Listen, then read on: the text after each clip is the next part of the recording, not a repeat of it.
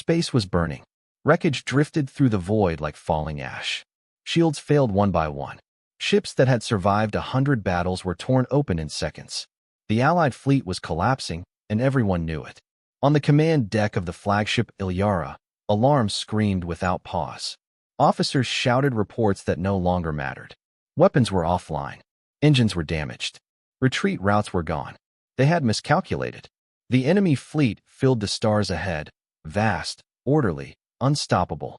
Their ships moved with cold precision, cutting through defenders as if this war had been decided long before the first shot.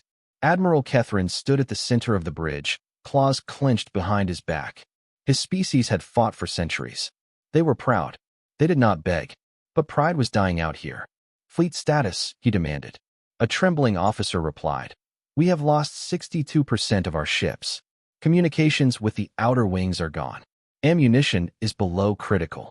Another voice cut in. Enemy dread formations are charging main weapons.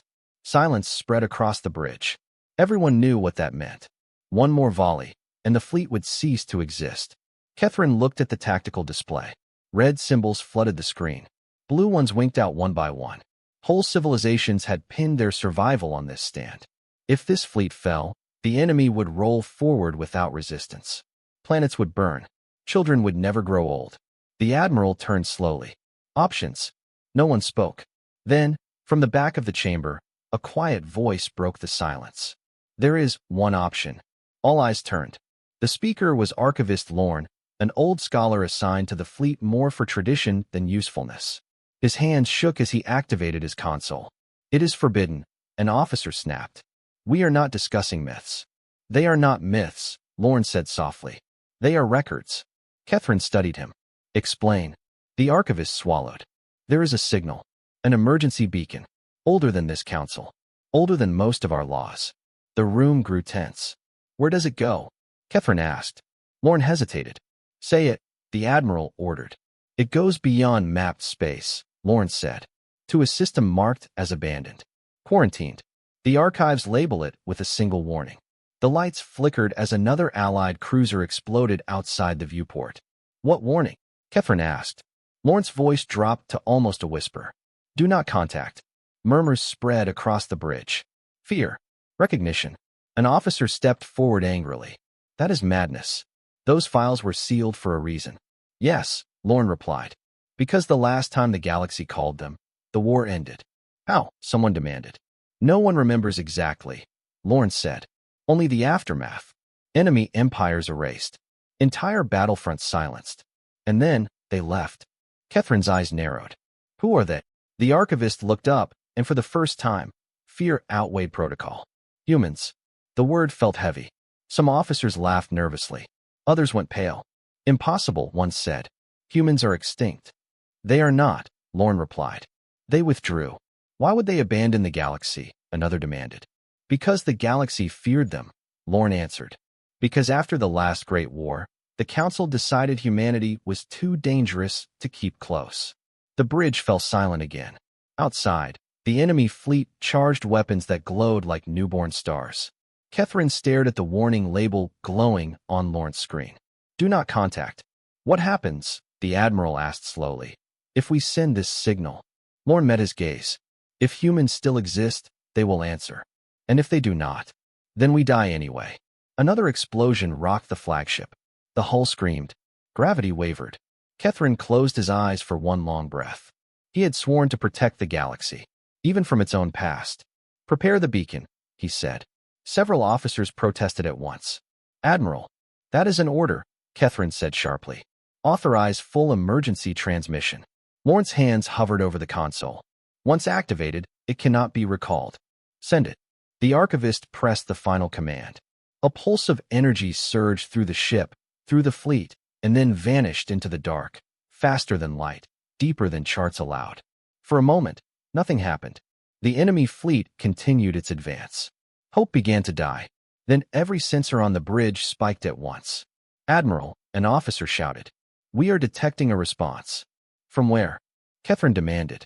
The officer's voice shook. From the forbidden system. The main display shifted. Space itself seemed to bend. Stars dimmed. Something vast moved in the darkness between them. Not emerging from hyperspace. Not arriving through gates. It was already there. Waiting. One signal returned, simple and direct. No threat. No greeting. Just 6 words, translated instantly across the bridge. Signal received. Situation understood. The enemy fleet hesitated. For the first time since the battle began, they slowed. Kethrin stared at the message, his pulse pounding. He did not feel relief. He felt dread, because the galaxy had just called for backup, and whatever was coming next was not a savior. It was the reason the stars once learned to be afraid. The bridge of the Ilyara was silent in a way no one liked. The enemy fleet was still out there. Their weapons were charged. Their formations were intact, but they were no longer advancing. They were waiting. That alone terrified the officers more than the battle had. Admiral Kethrin stood unmoving before the main display, the human response still glowing faintly at its center. Signal received. Situation understood. No explanation. No questions. No demands. Just certainty. Why aren't they attacking? One officer whispered. No one answered. Sensors continued to scream with data. Energy distortions. Gravitational ripples. Space behaved in ways that made no sense. Whatever was happening in the Forbidden System was not travel. It was not a deployment. It was an awakening. Archivist Lorne broke the silence. We should begin archival disclosure, he said quietly. Several heads turned sharply. Now, an officer snapped. In the middle of a battle? This battle no longer belongs to us, Lorne replied. If humanity answers, everyone here deserves to know what we've done. Kethrin did not look away from the screen. Begin. Lorne's console came alive. Layers of locked data peeled open, files older than modern languages, stamped with seals that had not been used in millennia. Humans were not always forbidden, Lorne began. They were once celebrated. The display shifted.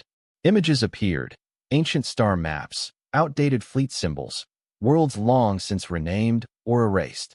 At the center of them all was a familiar mark. Earth.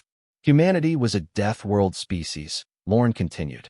High gravity, violent climate, endless predators.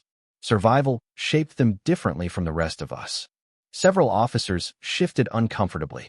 They fought each other constantly, Lorne said, before they ever reached the stars. Wars without reason, conflicts without end. Then why invite them into the galaxy at all? Someone asked. Because when the devouring swarm arrived, Lorne answered, no one else could stop it. The name alone caused a stir. Every species remembered that war, not through stories, but through scars carved into culture and biology. The swarm adapted to every weapon, Lorne said. Every strategy. They learned faster than we did. Entire sectors fell. The images changed. Alien fleets burning. Star systems collapsing. Evacuation convoys torn apart. Humanity had just achieved interstellar travel, Lorne continued. They were new, weak, unimportant. A bitter smile crossed his face. We thought they would die first. The display showed something different now. Human ships. Crude. Ugly. Blocky. Not graceful like modern designs. But there were many of them. They did not ask for permission, Lorne said. They did not wait for votes. They attacked. The images became harder to watch. Human fleets ramming swarm vessels. Boarding actions fought hand to hand. Entire human colonies detonated to deny the swarm resources.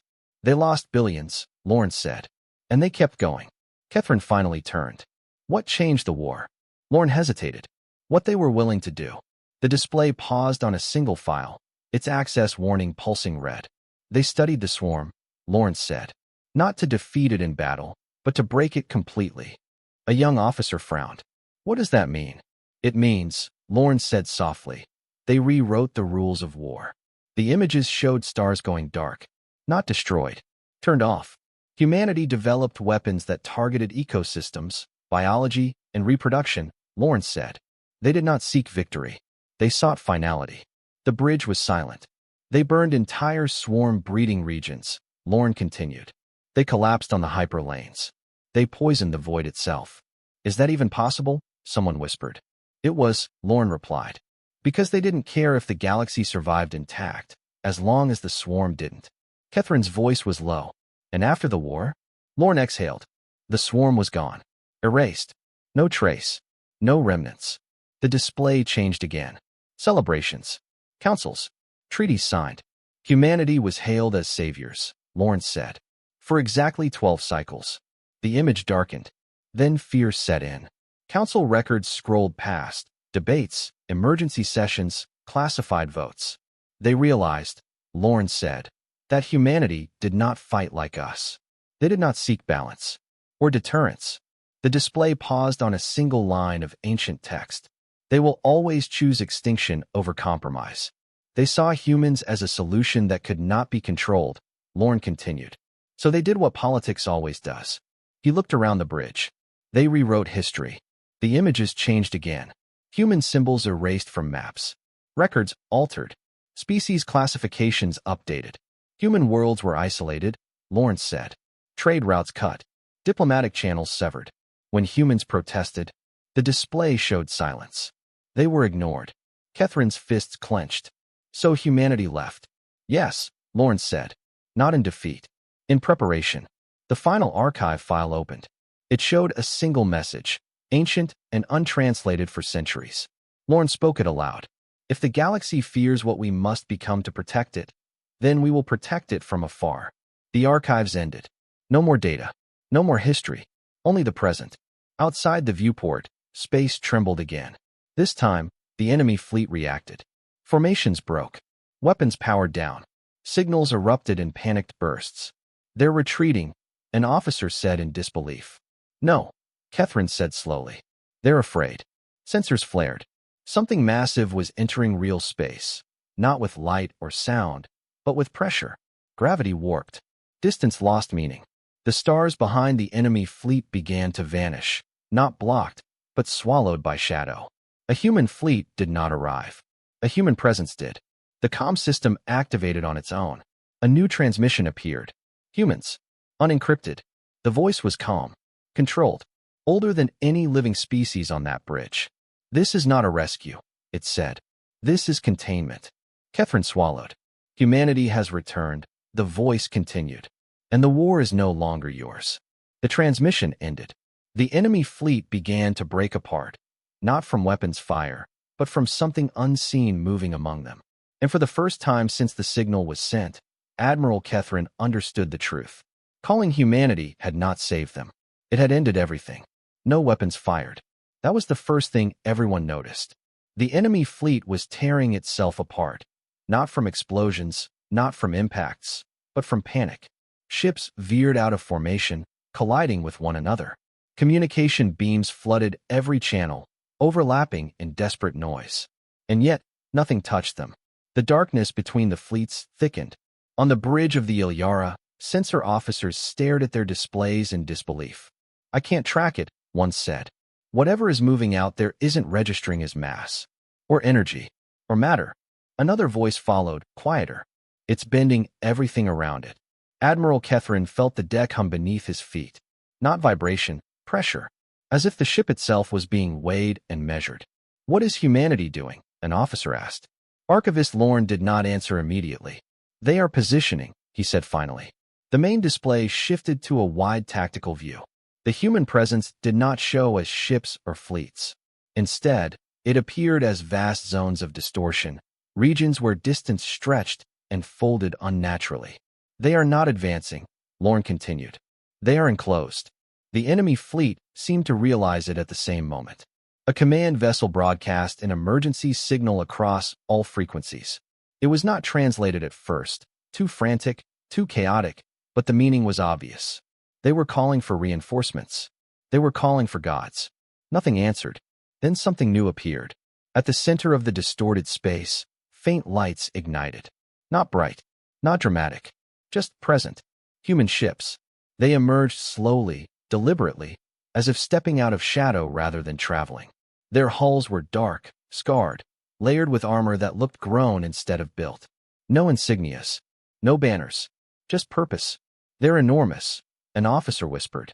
No, Lorne corrected. They're efficient. Human vessels did not maneuver like modern fleets. They did not form lines or wings. They positioned themselves at precise distances from one another, creating invisible boundaries the enemy ships could not cross. One enemy cruiser attempted to break through. It vanished. No explosion. No debris. One moment it was there. Then space folded inward, and it was gone, erased so completely that sensors struggled to confirm it had ever existed. The bridge erupted into chaos. What happened to it? Was that a weapon? I can't detect any discharge. Kethrin raised his voice. Silence. The room obeyed.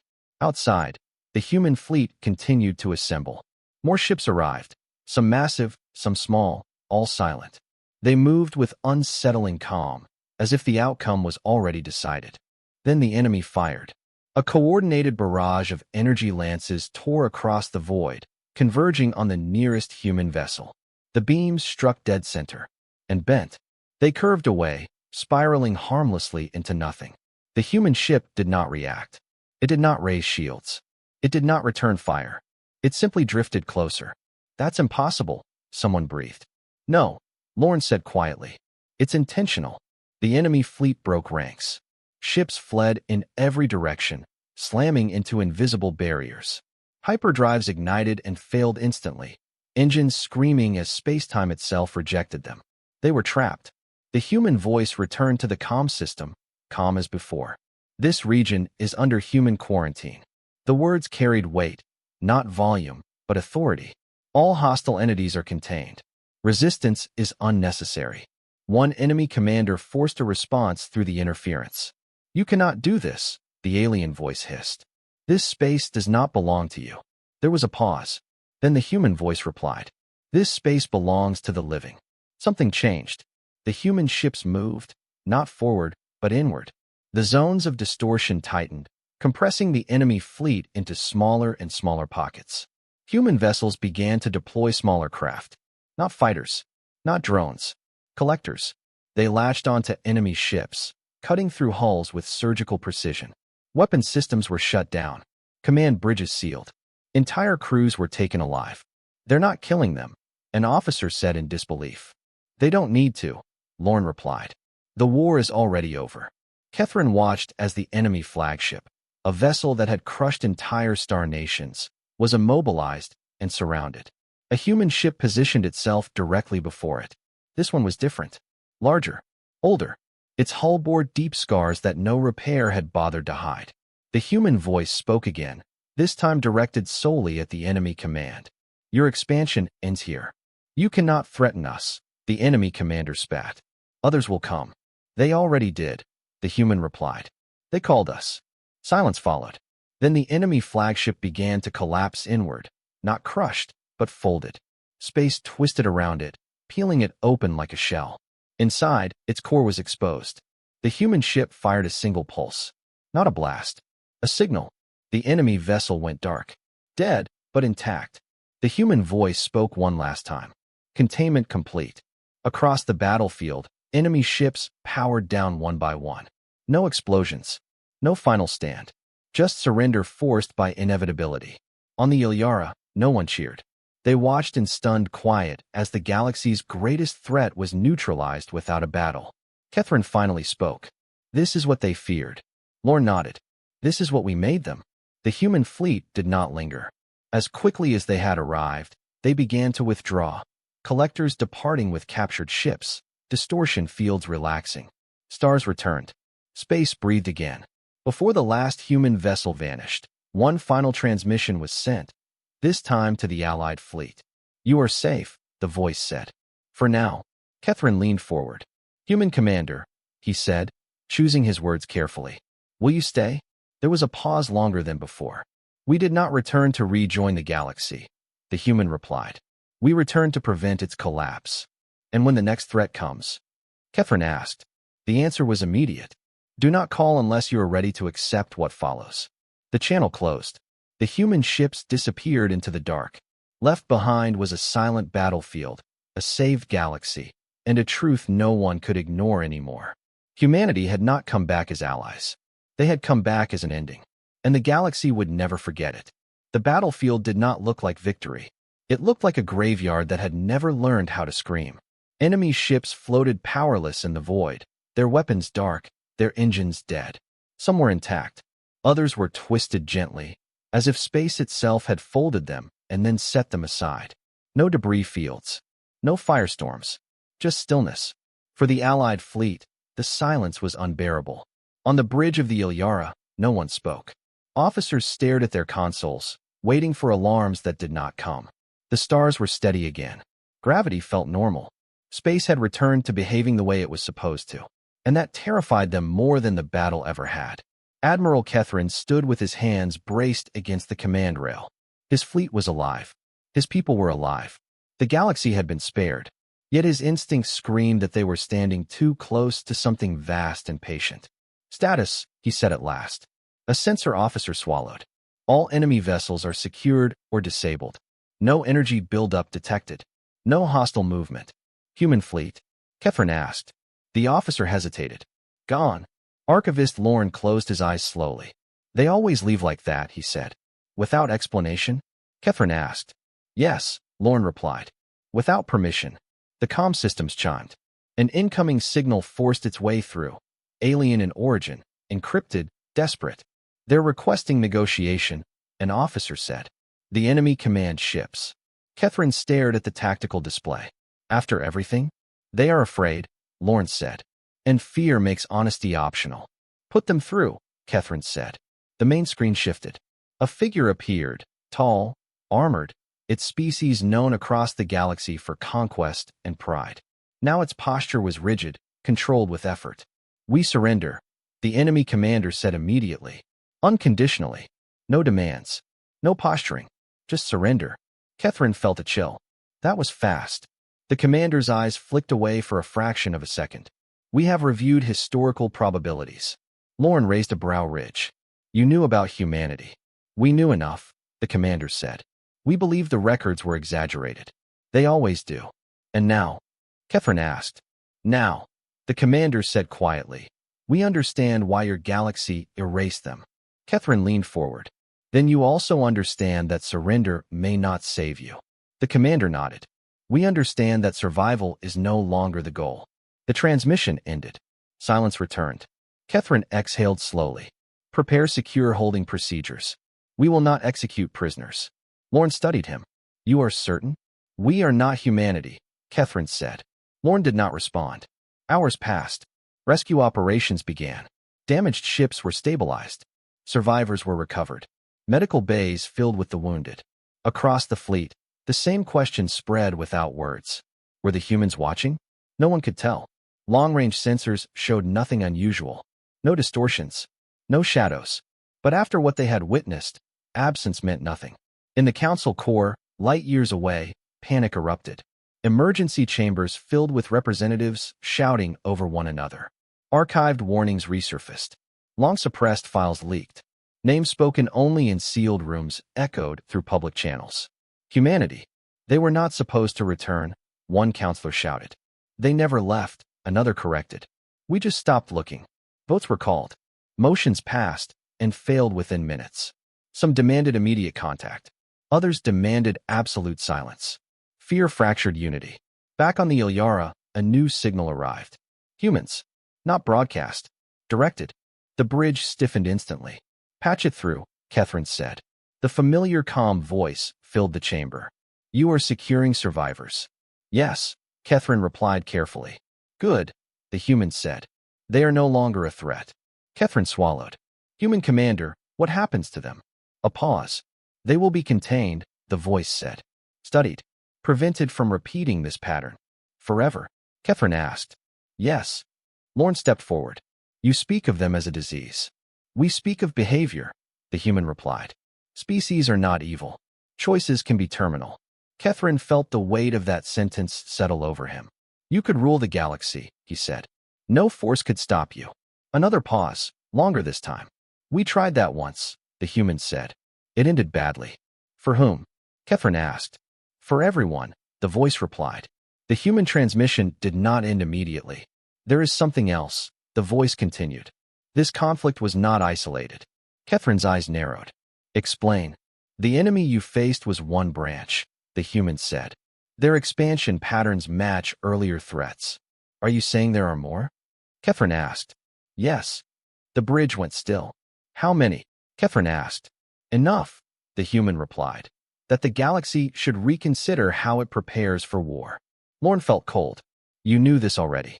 "Yes," the human said. "We have always known." "Then why wait?" Kethrin demanded.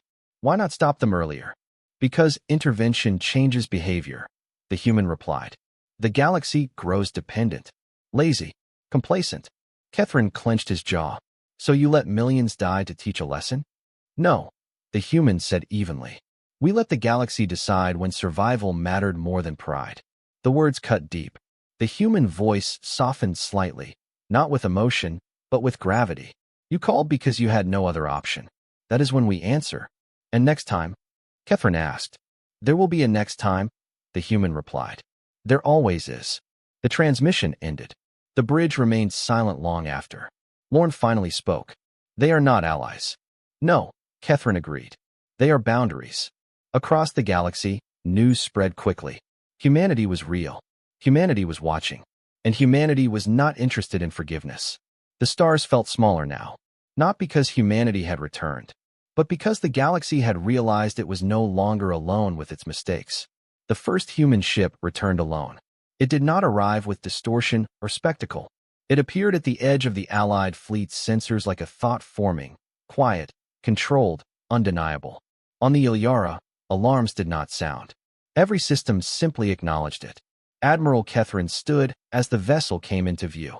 Compared to the massive human fleet seen earlier, this ship was modest in size. Its hull was scarred, uneven, marked by repairs layered over older repairs. Nothing about it suggested dominance. And yet, no one felt safe. They are requesting a physical meeting, an officer said. Catherine stiffened. Aboard our ship? No, the officer replied. They are holding positions. They invite you. Lorne's voice was low. That is not an invitation. It's a test, Catherine said. He straightened his uniform. Prepare a shuttle. The journey across the short distance felt longer than the battle. The human ship did not adjust position as the shuttle approached. No weapons powered up. No shields flared. Its hangar opened like a mouth. Inside, the air was breathable, but thin, sharp with recycled metallic scent. The lights were dim. Functional. Nothing decorative. No guards waited. A single human stood at the far end of the bay. They were smaller than expected. No armor. No visible weapons. Dark clothing worn thin from use. Their faces were lined, tired, marked by age and experience rather than fear. Catherine stopped several paces away. I am Admiral Catherine, he said, commander of the Allied fleet. The human inclined their head slightly. You called. That makes you responsible. Catherine absorbed the words. Responsible for what? For what comes next, the human replied. They turned and gestured down a corridor. Walk with me. The interior of the ship was narrow, dense with machinery. Pipes ran along the walls. Systems hummed constantly. There was no silence here, only controlled effort. This ship is old, Catherine said. Yes, the human replied. It has outlived most of its crew. That answer lingered. They passed through a chamber filled with suspended containers. Inside them were shapes, some humanoid, some not. All motionless. Prisoners? Catherine asked. Remnants, the human said. Of conflicts we did not want. Catherine hesitated. Why show me this? Because your galaxy believes we enjoy this, the human replied. We do not. They entered a room that felt different. Larger. Heavier. At its center was a massive display, galactic in scale. But this map did not show borders or trade lanes. It showed scars. Dark regions marked collapsed stars. Broken systems. Dead space where nothing lived anymore. These are the places humanity erased, the human said. Catherine's breath caught. Erased to stop wars? To stop patterns, the human corrected. They gestured to a cluster near the edge of the map. That was one of our first mistakes.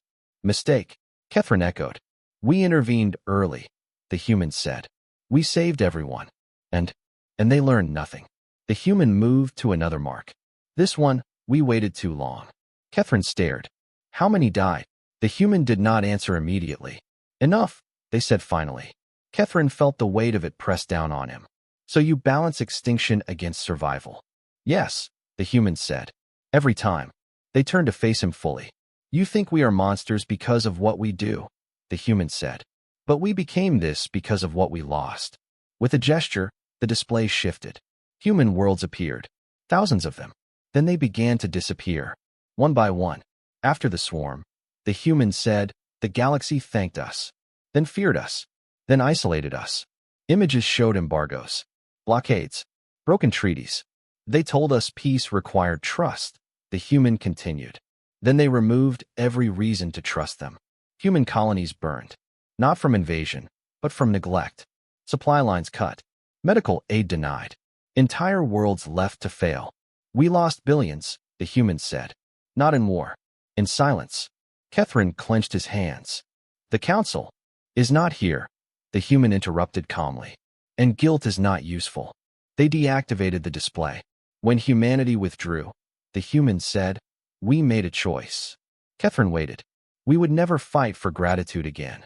The words were simple, absolute. We would fight only to end threats permanently. The human continued. And only when called. You could have warned us, Kethrin said. We did, the human replied. You buried the warnings. Silence filled the room. What do you want from us now? Kethrin asked. The human studied him. Nothing. Kethrin blinked. Nothing. Nothing you can give, the human said. Trust is gone. Power is unnecessary. Apologies are irrelevant. They stepped closer. What we want is distance. Kethrin felt cold. And if the galaxy refuses? The human's gaze hardened, not with anger, but with certainty. Then the galaxy will learn restraint the hard way. An alarm chimed softly. The human glanced at a wrist display. Containment operations are complete. So the enemy, Kethrin began, will never threaten anyone again. The human finished. Kethrin swallowed. Alive? Yes. Why? Kethrin asked. After everything? Because extinction teaches nothing, the human said. Memory does. They turned away. This meeting is over. Kethrin hesitated. Will we see you again? The human paused at the doorway. When you truly need us, they said. And not a moment sooner. Kethrin returned to his shuttle with more weight than relief. As it departed, the human ship began to power down, systems dimming, presence shrinking. Back on the Ilyara, Lorne met him in silence. Well, the archivist asked. They are not conquerors, Kethrin said slowly. Lorne nodded. No. They are guardians, Kethrin continued. Who hates what they guard? Across the galaxy, whispers turned into doctrine. Humanity was not a myth. Not a savior. Not a ruler. They were the cost of survival. And the galaxy now understood something far more terrifying than human power. Human restraint was not guaranteed forever. The galaxy did not celebrate. There were no victory parades. No triumphant broadcasts. No songs written about bravery or unity. Instead, worlds went quiet. Across thousands of systems, governments suspended normal operations. Trade lanes slowed. Military patrols doubled. Civilian networks flooded with questions no one knew how to answer. Humanity had returned, and no one knew what that meant for tomorrow. On the council core, an emergency session followed an emergency session. Representatives argued until voices failed. Alliances cracked under the pressure of fear. They acted without permission, one counselor shouted. They saved us, another replied. They showed us how small we are, a third said quietly. That was the truth no one wanted to say aloud. Humanity had not just ended a war. They had exposed a weakness, one that could not be patched with policy or votes. They had proven the galaxy survived only because someone else chose to let it. On the Ilyara, Admiral Kethrin watched the news stream scroll past his display. System after system reported the same thing. Human containment forces were active. Not fleets. Not invasions. Containment. Human ships appeared near key enemy worlds. Not attacking, not occupying, simply existing in orbit. Their presence disrupted power balances instantly. Governments collapsed without a single shot fired. They're dismantling them, an officer said quietly. Piece by piece. Yes, Kethrin replied. Without destroying anything. Prison transports followed. Entire military leadership structures were removed from their homeworlds and taken into human custody. No executions. No trials broadcast to the public. Just removal. What happens to them? The officer asked. Kethrin did not answer. Lorne stood nearby, studying ancient projections layered over current data. This is how they always do it, he said. They don't kill the body. They sever the nerves. Kethrin turned. You knew this? I suspected, Lorne replied. The archives hint at it. Humanity believes fear fades. Memory does not. Human broadcasts finally began. Few. Precise. Impossible to ignore. They did not address the council. They addressed everyone. This is a containment declaration, the human voice said. carried across public channels in every language. No words will be harmed. No civilians will be targeted. The message continued calmly. However, expansionist war doctrines are now classified as existential threats. Across the galaxy, military databases were accessed, not hacked, but opened, as if doors had never been locked. Weapon blueprints vanished. Command protocols were erased. Entire fleets lost authorization codes simultaneously. How are they doing that? An officer whispered. They planned for this, Lawrence said. Long before we called. The human message continued. Any attempt to restore these systems will be detected. A pause. Any attempt to hide them will fail. Another pause. Longer. Any attempt to resist will end badly. The transmission ended. Silence followed. Not static, but submission. Within days, war economies collapsed. Corporations built on weapons manufacturing went bankrupt overnight. Pirate coalitions disbanded when their stolen technology stopped functioning. For the first time in recorded history, the galaxy experienced enforced peace. And it was terrifying. Who gave them the right? A counselor demanded on a public feed. No one answered. Because the real question was simpler. Who could stop them? On the edge of known space, a human command node watched everything unfold. Data flowed smoothly. Containment grid stabilized. A junior human officer hesitated before speaking. Commander, they said, some worlds are requesting a formal alliance. The commander did not look up. Denied. They are offering territory. Resources. Denied. Some are apologizing, the officer added. Publicly. The commander paused. Log it, they said. Do nothing. The officer swallowed. They fear we will leave again. The commander finally looked up. We will, they said. But, the officer began. We always do, the commander finished. That is the only reason this works. Back on the Ilyara, Catherine received a private message. Humans. Direct. Admiral, the message read. You are being observed. Catherine did not flinch. I assumed we were. You acted responsibly, the message continued. That will be noted. Catherine exhaled slowly. Is that a warning or a compliment? An assessment, the human replied. Catherine hesitated, then asked the question burning in every leader's mind. How long will this last? The reply came quickly. As long as necessary. And how will we know when it ends? Catherine asked. There was a pause. You won't, the human replied. The channel closed. Across the galaxy, a new understanding settled in. Humanity was not policing space. They were reshaping behavior. And for the first time, ancient predators, species that had ruled through fear for millennia, felt what it was like to be watched by something smarter. Be more careful, more patient. On distant worlds, children asked why warships no longer flew overhead, why borders meant less, why the stars felt quieter. No one had good answers. Only this. Somewhere in the dark, humanity was paying attention. And that attention was not endless. In the Council Core, a final emergency motion was proposed. Formal recognition of humanity as a sovereign deterrent force. The vote passed unanimously. No one celebrated. They simply hoped it would be enough. On the edge of space, the human command node received the notification. The commander read it once, then archived it. Prepare withdrawal phase 1, they ordered. But the galaxy, an officer began. Must learn to stand again, the commander said, or it will never survive without us. Human containment ships began to vanish from orbit.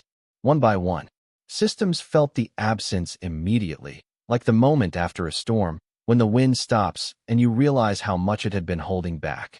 Catherine watched the human signals fade from his displays. Relief tried to surface. It failed. Because now the galaxy had peace. And peace, without guardians, had always been fragile. Somewhere far beyond the stars, humanity watched one last time and waited to see if the lesson would last. The first sign of trouble came quietly. No explosions, no invasions, no emergency alarms, just hesitation. On dozens of worlds, fleets remained docked longer than planned. Patrols delayed launches. Commanders reread orders that suddenly felt uncertain. Without human containment ships in orbit, old instincts crept back, but they did not feel strong anymore. They felt watched, even when no one was there. Admiral Catherine noticed it during routine operations. Requests piled up on his console, minor disputes, border disagreements, trade conflicts that once would have escalated into skirmishes. Now, Every message carried the same unspoken question. What if humanity notices? They're afraid of themselves, Catherine said quietly.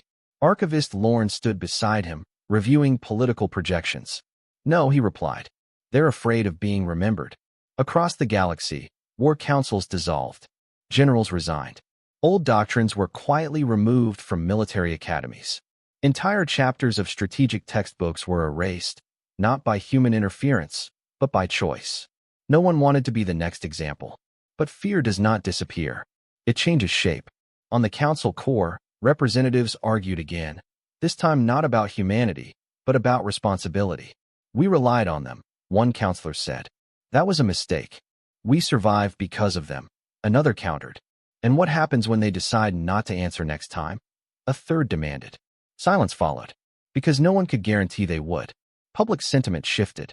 At first, citizens were grateful. Trade stabilized. Refugees returned home. Systems rebuilt faster without constant war. Then questions emerged. Who decides what is an existential threat?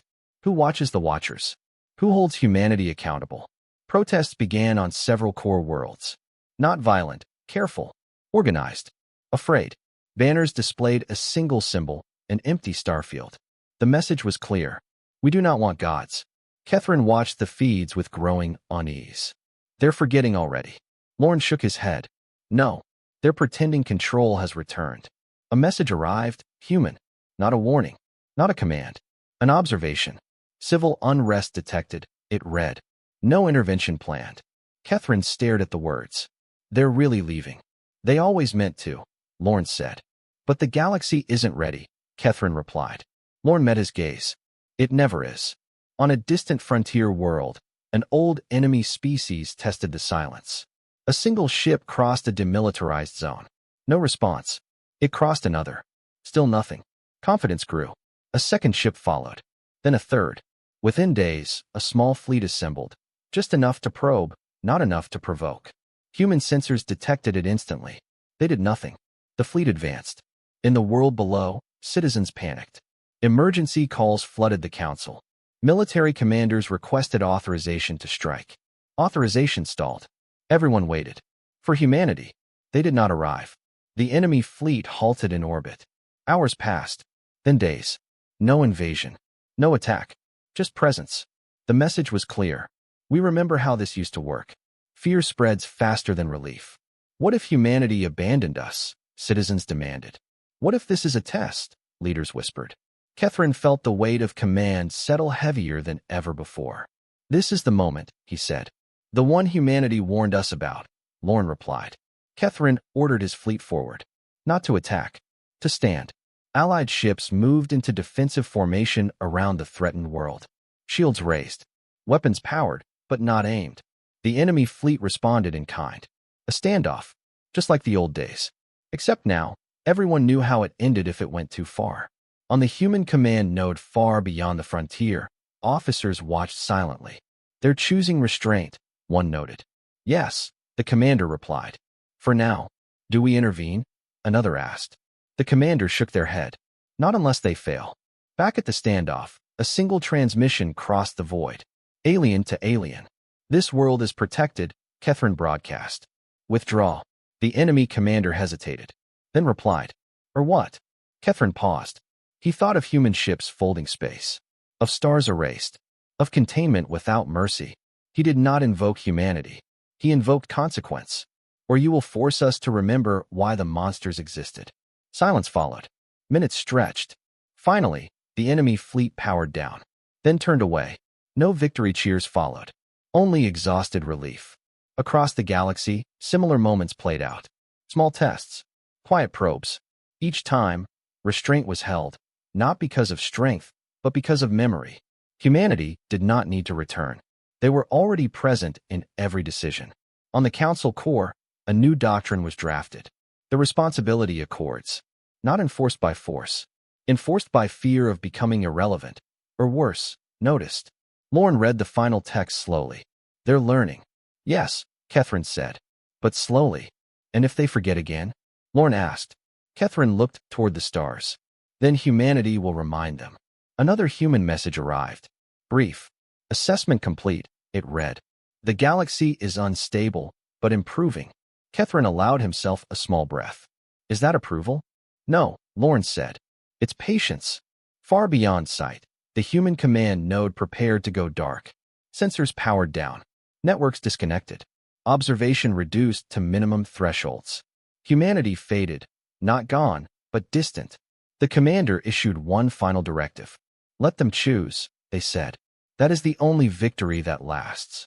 As the node powered down, the galaxy stood alone again.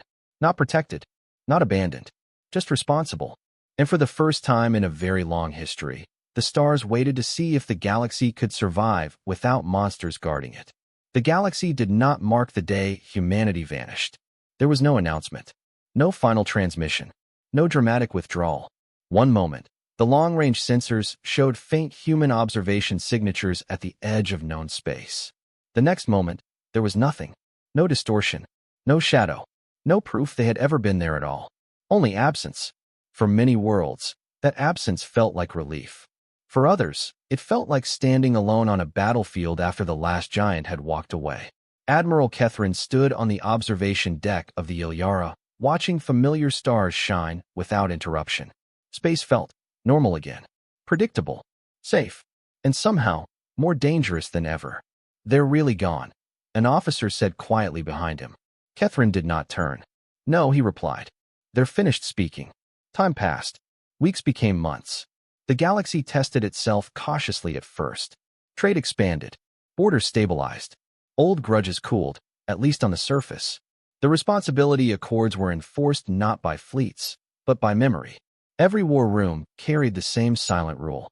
Do not become the reason humanity returns. Children learn new history in school. Not heroic tales, but cautionary ones. Lessons about the swarm. About erased empires. About what happened when pride outpaced survival. Humanity became something strange. Not a species. A concept. A warning. On distant worlds, travelers would pause when crossing certain star systems. Regions where space still felt wrong. Where stars burned slightly dimmer. What happened here? They would ask. The answer was always the same. This is where humanity ended a war. On the Council Core, Archivist Lorne finalized the last revision of the galactic historical record. Humanity was restored. Not glorified. Not demonized. Recorded accurately. They were described as they had been. A species that survived a death world. A civilization that mastered war because it had to. The people who walked away because staying would have destroyed everyone. Lorne closed the archive with trembling hands. Forgetting them nearly killed us, he said softly. Kethrin nodded. Remembering them may save us. But memory is fragile.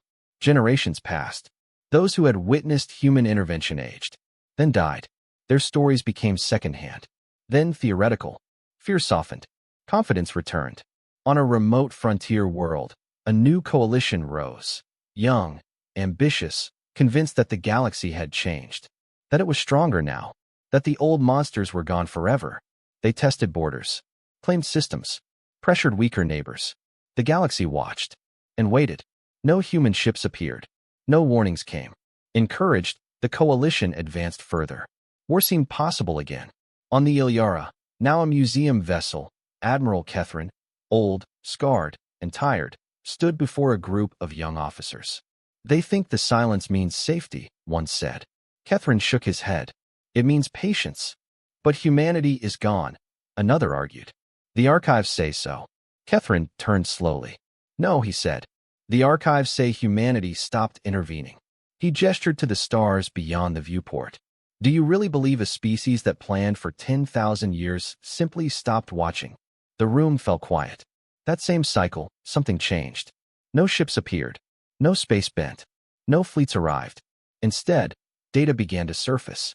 Old treaties reappeared, unaltered, unbroken, time-stamped centuries in advance. Predictive models leaked across networks, exposing future war outcomes with terrifying accuracy.